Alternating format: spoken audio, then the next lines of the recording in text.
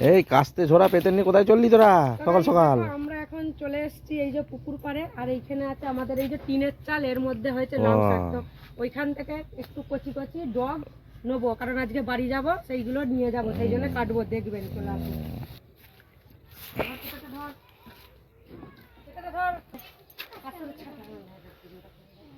এই দেখুন বন্ধুরা, কত কচি কচি ডগ হয়ে আছে, এই দেখুন, এগুলোকে এইভাবে কাটবো।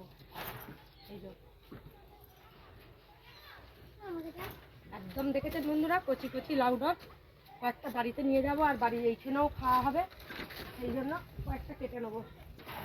আবার এই যে ছোটো ছোটো লাউও ধরেছে, এই যে ছোটো ছোটো সব লাউও ধরেছে, এই ডগটা কাটা উচিত হয় না, এখানে কেটে ফেললাম।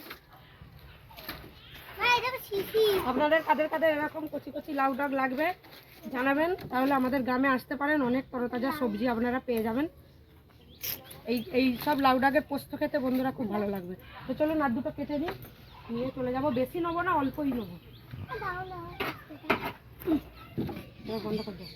আর বাপ বেটির কাণ্ড দেখুন শুধু বন্ধুরা।